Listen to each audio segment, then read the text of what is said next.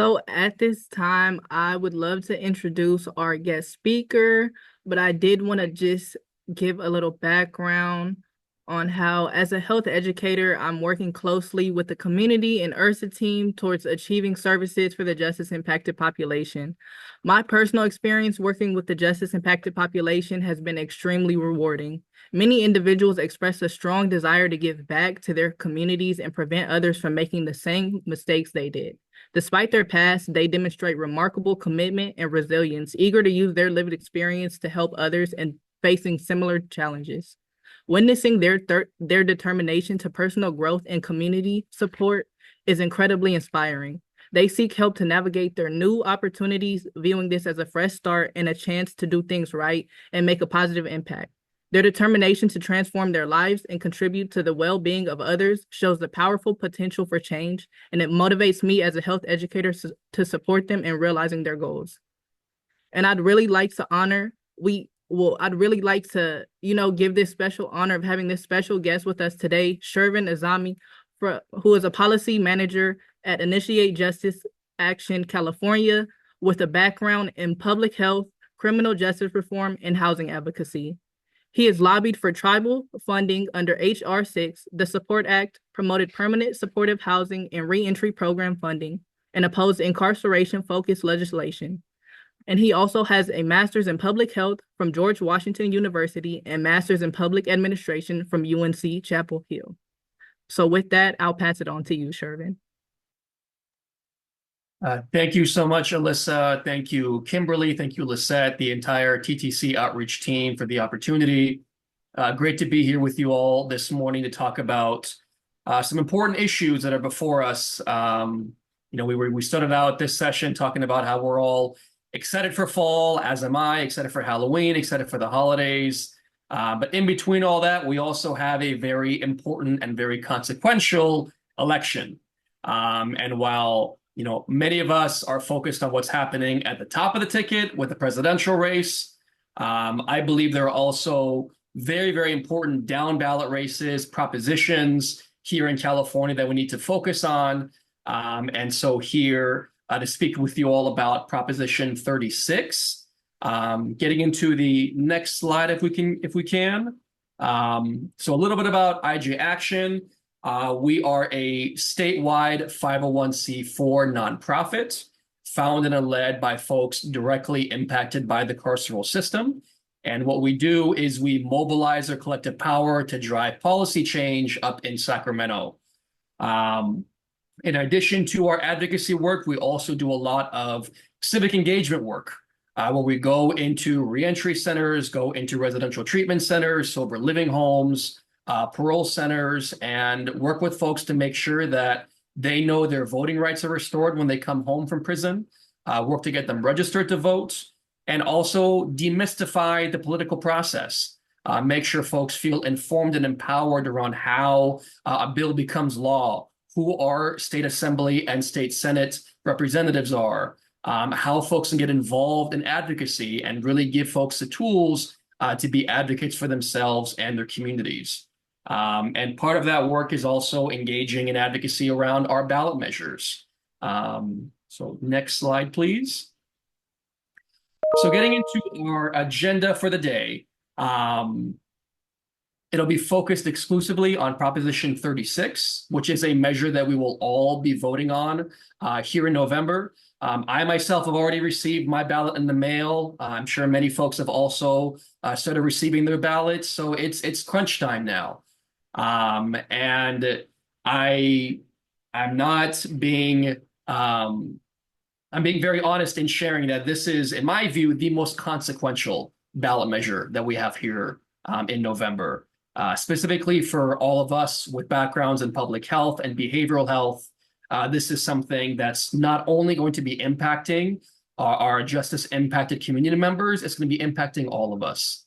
And so hoping that you all leave today with a little bit more information about what Prop 36 actually does, some of its major provisions, some of the misleading claims around Prop 36, how it would change Prop 47, which is a 10-year-old law that California has that voters, we overwhelmingly passed back in 2014.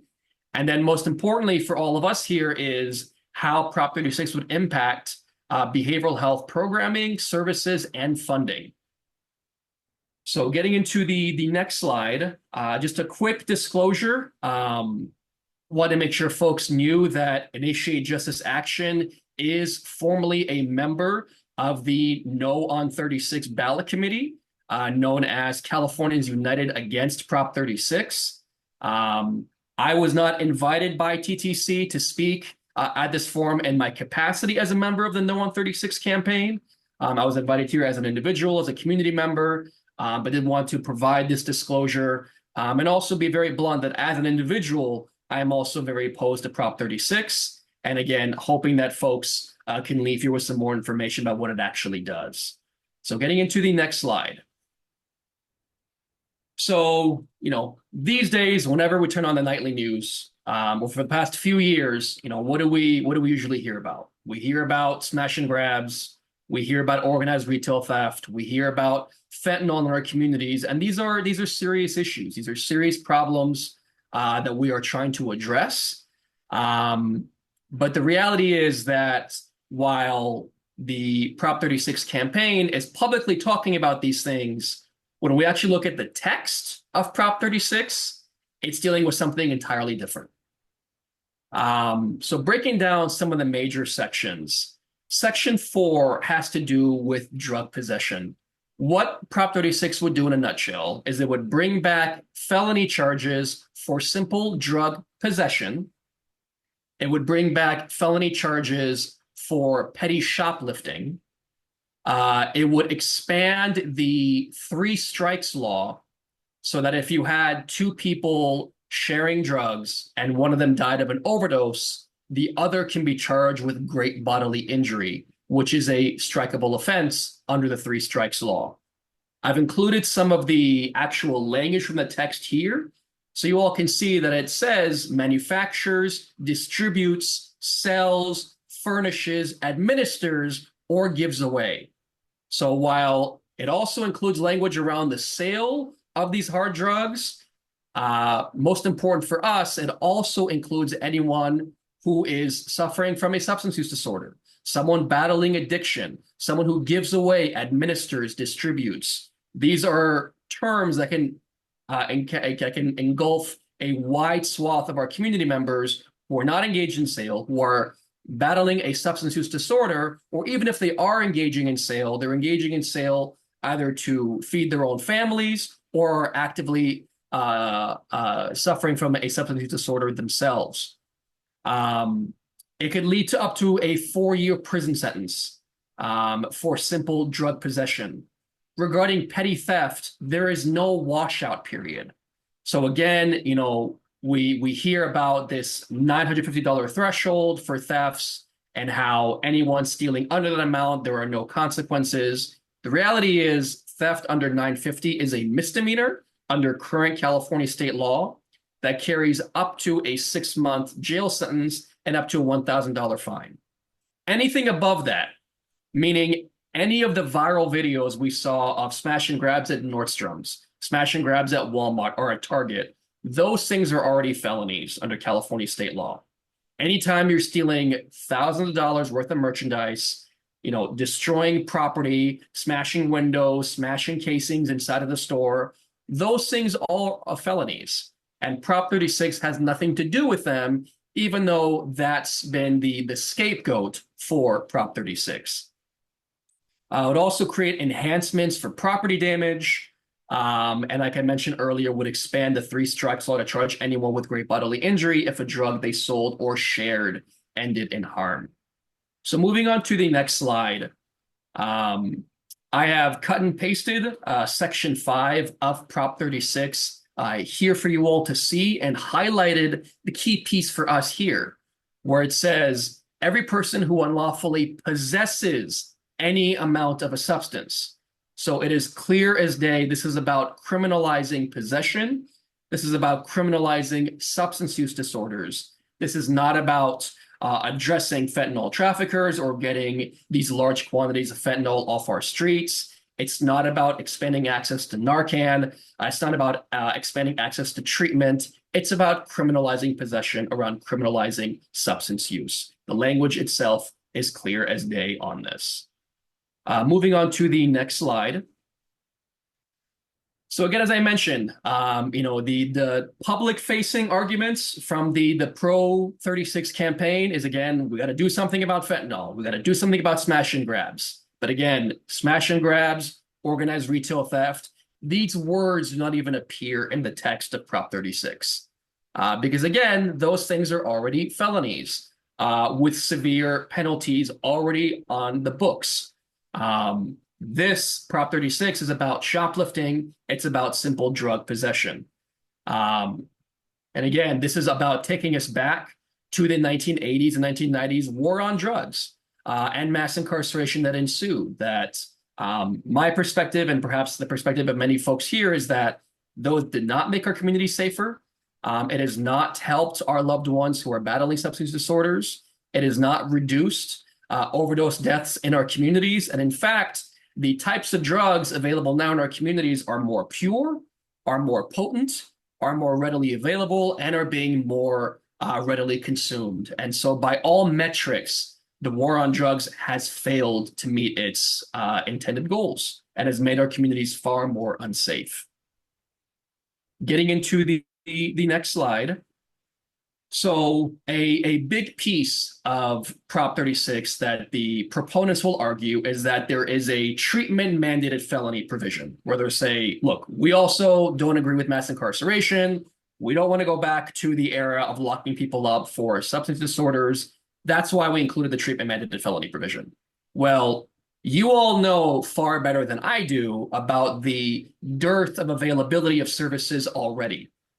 There was a DCHS survey from a couple years back finding that 70% of counties urgently need residential treatment facilities, and over a third have zero capacity whatsoever. And so to say that we're going to have a treatment mandated felony when Prop 36 does not allocate a single dime for treatment and actually defunds existing programs, and I'll get into that in a little bit, this is why the treatment mandated felony provision is a smokescreen. Because again, we already have a dearth of services. Prop 36, if it passes, would defund existing programs. So what that means is more and more folks will be languishing inside of jails and prisons, awaiting a potential transfer for weeks, months, or years. We already know here in Los Angeles County, the Los Angeles County jail system is the largest mental health provider in the country because upwards of 40% of folks who are in the LA County jail system are battling either a moderate or severe substance use disorder. Over 24 people have died this year alone in custody in the LA County jails. So putting folks in jail, putting folks in prison is not going to help folks address substance disorders. It's not going to get the drugs off our streets. It's going to lead to more people languishing and dying inside of our jails and prisons while we defund behavioral health and further blow up our budget because incarceration is extremely expensive here in California. It costs over $133,000 per person locked up in state prison per year here in California. $133,000. That is double the tuition cost at USC, the most expensive private college in our state. So this is both morally bankrupt and fiscally irresponsible, especially given the fact that, as many of you may know, our state is already in a historic budget deficit. Getting into the next slide. So wanted to also share some of the main supporters for both campaigns. The LA Times has been doing a great job of tracking all the major funders. But as you can see here, this is a ballot measure that is financed by behemoth retail corporations like Walmart, like Target, like Home Depot that have collectively put millions of dollars behind this ballot measure.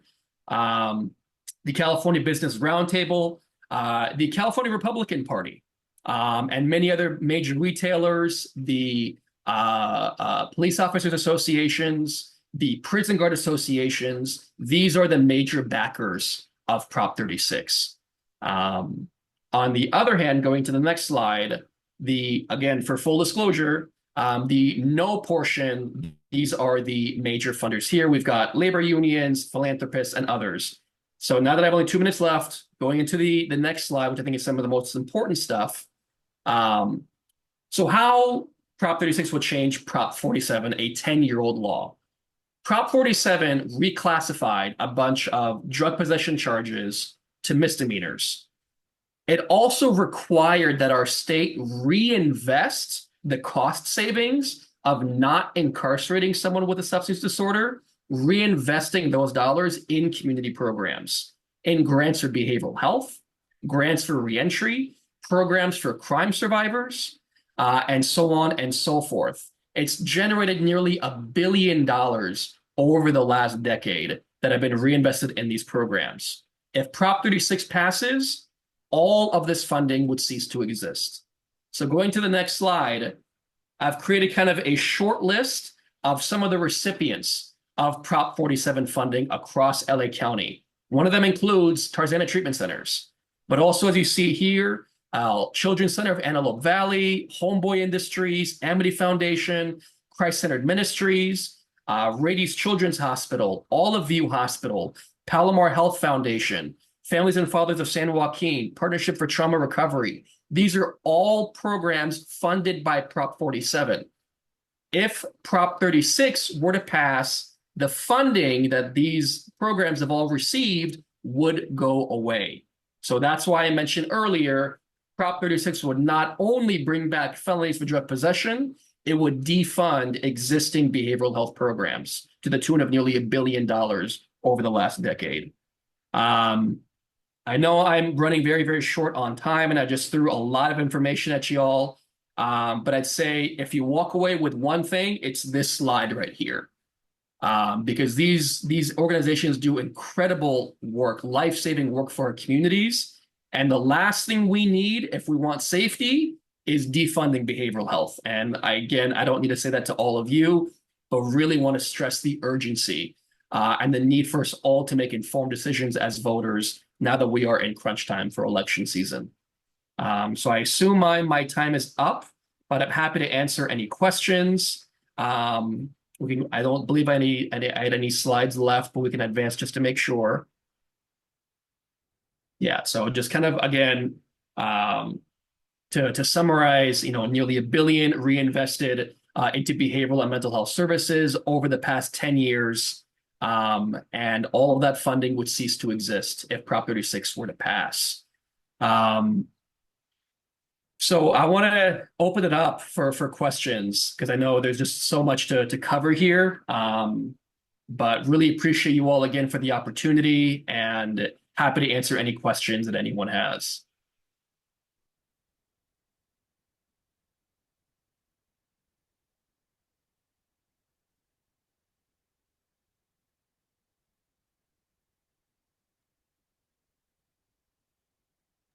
Yes, thank you so much, Shervin, for that insightful presentation. That was extremely informative. Again, if anyone has any questions, please feel free to raise your hand or unmute yourself. You could also always put that in the chat. Yeah, good morning, Sherwin. Thank you. Yes, it was a lot of information, and the first time hearing some stuff like this. So your information, it will be on the chats where I can maybe get this what you just posted, that slide, and so that I can be better educated on what was just said. Because yes, it was a lot of information, a lot of good, eye-opening, ear-opening information out there.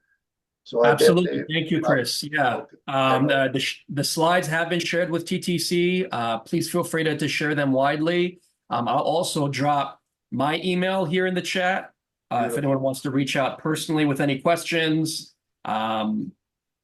Again, our organization is a no on 36. I personally am a no on 36. Again, because the last thing we need is less funding for behavioral health and mental health and reentry. Again, we understand crime is a big issue. We want to see real solutions, but defunding programs is not how we get there. Well, listen, thank you. I agree with you. Wholeheartedly. So thank you. I will reach out to you.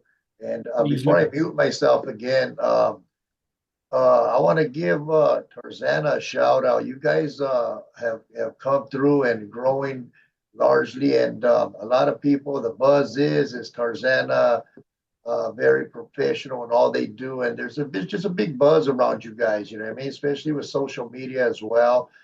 So I want to give you a shout out, a stroke as we call it, and yeah, you job well done. You guys are surely trailblazing a way for others to follow, such as myself with Volunteers of America. So just a great job, you guys. Appreciate you. All your staff, very welcoming, professional. And listen, you guys continue to do what you do, and we will follow. We will definitely partner up, and anything that you guys have, we'll definitely get involved with. So thank you very much. Um, to all of you, to all of you. Thank you.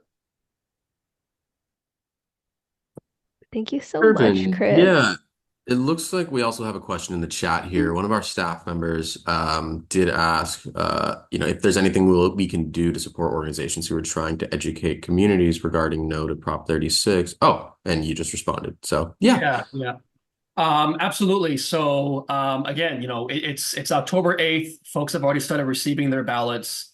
At this point, everything is about GOTV. So the extent you all can make sure that your colleagues, your family members, your friends are informed about what Prop 36 actually does. Please feel free to share the slides. I'm happy to email out some more materials we have as well, including links to the No on 36 website. Anything that you all need to be able to go out there and inform the community about how dangerous this is, because unfortunately it is polling well. Again, because of all of the misleading claims, a lot of the misinformation out there, it is polling well. So we got our work cut out for us to make sure voters are informed and making the right call on this. Mhm. Yeah, thank you, Shervin. We will definitely be sharing all of the flyers that you send our way as well, because definitely this information was very much needed, very educational for myself as well. Because I mean, I my full team is working very directly with the justice impacted population, and for us to not even be aware of this information, it's it definitely was an eye opener. And we will be sharing everything that you sent us within our newsletter. So definitely everyone keep an eye out. We will be attaching the PowerPoint as well. We'll be adding Shervin's contact information as well. If you have time to do presentations, Shervin, for a few organizations, then definitely I'll be throwing your hat in the ring, and Ooh, yeah, and would love to. our partners could will definitely be reaching out to you. Um, but yeah, other than that, if y'all have any questions, please feel free to directly email Shervin. I'm more than sure that he'll be happy to answer a lot of those questions and get into clarifications as well. But yeah, another thing that I wanted to jump in, we do have 15 minutes left. I wanted to open it up to begin some opening basically the floor up for everyone to share their resources, their events. I did see that a few of us were able to share them in our chat. So definitely feel free to add some of those flyers on the chat. We will be making sure to download them and adding them onto our newsletter. But other than that, I do want to go down this chat, or if anyone wants to unmute themselves and go first, that would be awesome too, because we could do popcorn style. Hi, everybody. My name is Dr. Crystal. Apologies, I'm not able to be on camera today, but I just really want to make a quick comment. This may not apply to the majority of our community partners in the room today, but I just want to say this anyway.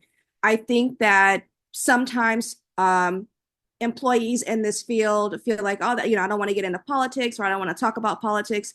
But as time goes on, we're seeing how every single element of our political atmosphere, economic atmosphere impacts the work that we do. It impacts whether we have jobs. It impacts our ability to provide these resources to the communities we claim to love and to serve, right? So if you guys are having these conversations at the workplace, at the water cooler, if you have one, we don't have one, but wherever you guys are having these conversations at work or with coworkers, I think it's so important to tie in how every element of our American systems are impacting not only the people we serve, but also our ability to thrive in these careers and do what we've been called to do. So don't feel afraid to initiate these conversations with other coworkers or other people across the industry.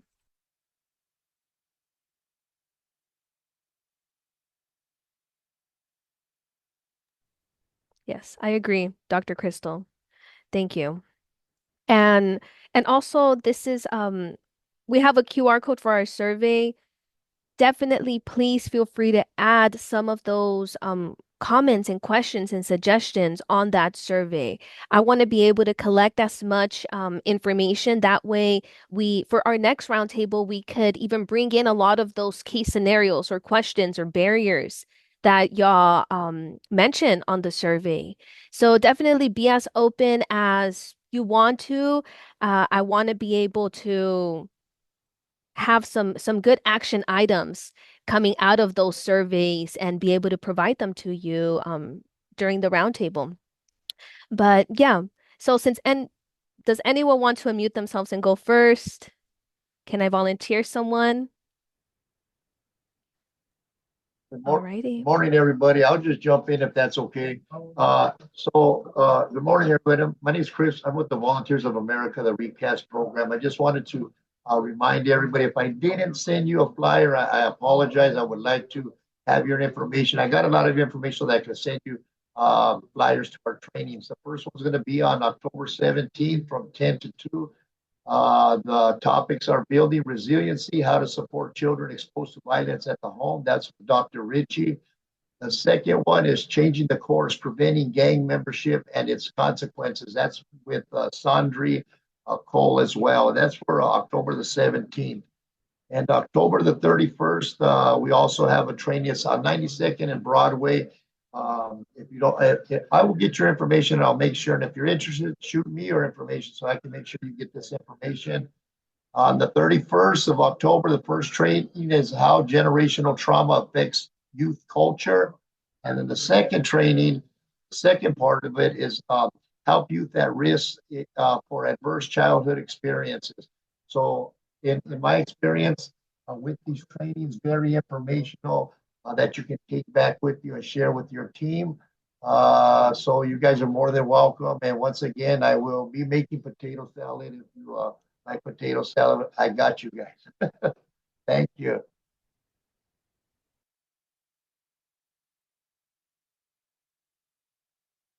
Yes. Thank you, Chris. Hopefully you were able to add some of those flyers on our chat. Alrighty. Can we have Alethea Broom unmute herself?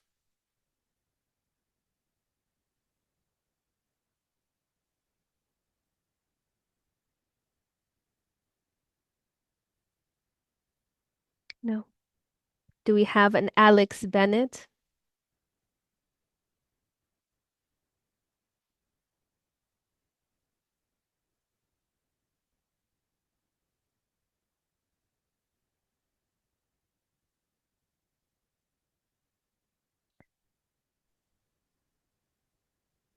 Do we have Leslie Moreno? She stepped out, but I'm a part of her team. My name is Alina Bocanegra. I'm in her team, so I can go ahead and speak for us. So we are with Volunteers of America, and we are running a program for youth who are affected by the opioid crisis.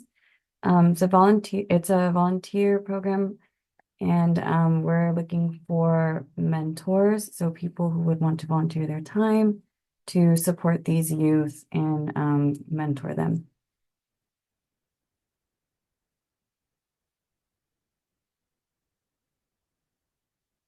Yes, please feel please send us a flyer or anything you have, more details on that. That way we could share it at least with our alumni and our students that are, they're actively either looking for volunteer opportunities, opportunities that could lead to a potential job as well. So definitely share it with us. Okay, yeah, I'll have her send it in the group chat when she gets back. Mhm. Thank you, guys. Alrighty, so anyone else wants to unmute themselves? My chat is going up and down, so I'm having trouble keeping track of where I'm at. What about let me see. We have Cosme Sandoval or Eric Lopez. It's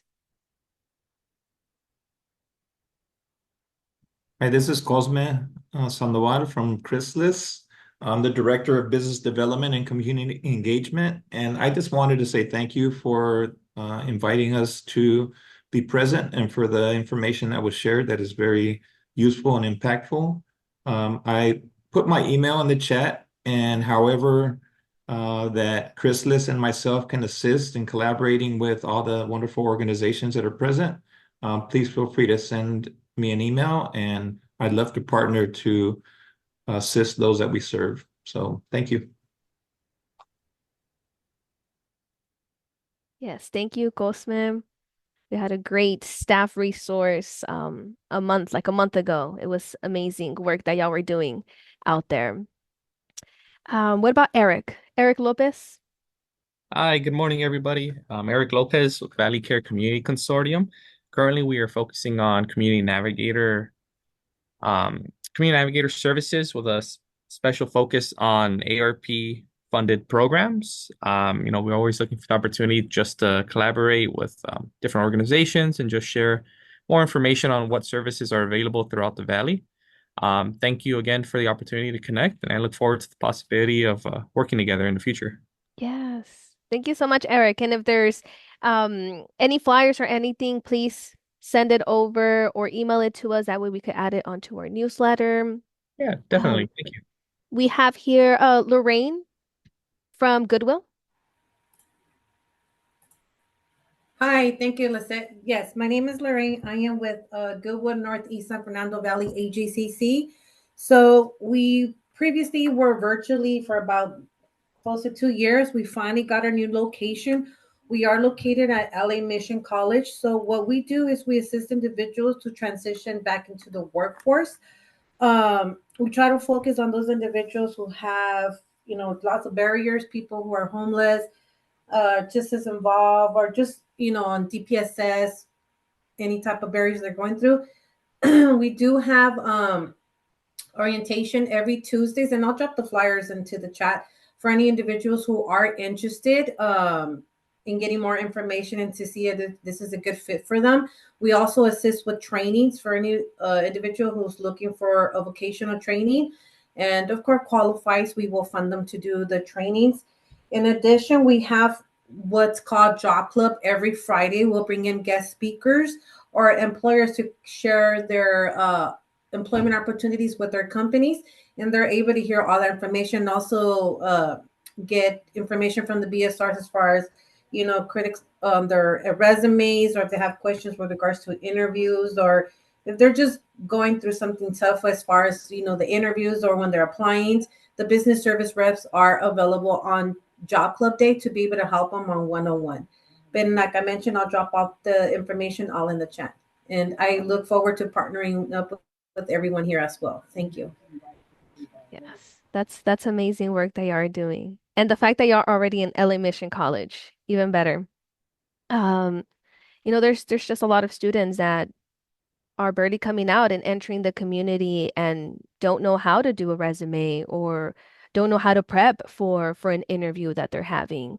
So, yes, drop your resources onto our chat. That way we could share it. We have here Jessica from Hacienda of Hope, if I'm not mistaken.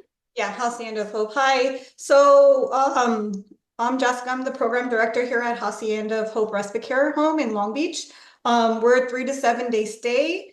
Our guests come like if they're experiencing mental health, a crisis, we're alternative for hospitalization. So if they don't want to go to a hospital, they can come to us. If they're getting out of the hospital, need extra support, they come to us. We're all peer run, meaning all staff has experience of mental health or drug use. We do different support groups. We have staff on site 24 hours. So if it's 3, 4 in the morning and our guests that stay here want our support, they get our support. We play, fun games. We do different activities. We also provide breakfast, lunch, and dinner, and everybody has their own room because that's what, meaning of a respite is where you're able to have your own room, get that rest and get that support. So I would always say, not just because I work here, but we're more like a family, and, we understand the meanings because, the peers, we're peers ourselves. So we try to help out as much as possible. And we do have, people with support animals can also come too. So that's what we are. This is a place you come to just relax your mind and get that rest and the support that you need. Mm-hmm. Yes, that's amazing. Thank you. Thank you, Jessica. We also have here Lizette from AVPH. Hey, good morning. My name is Lizette Esparza. I am the workforce supervisor at AVPH. We are a nonprofit organization. We have different programs, all free at cost for the community. If we are here in the city of Lancaster, the workforce program is pretty much giving an opportunity of 300 hours of work to people who have experienced homelessness currently, formerly, or are at risk. We are background friendly for the most part. If anybody is interested, our spots do fill out quickly, but they could be referred to me and we'll see if they qualify and are interested in the program. Mm-hmm.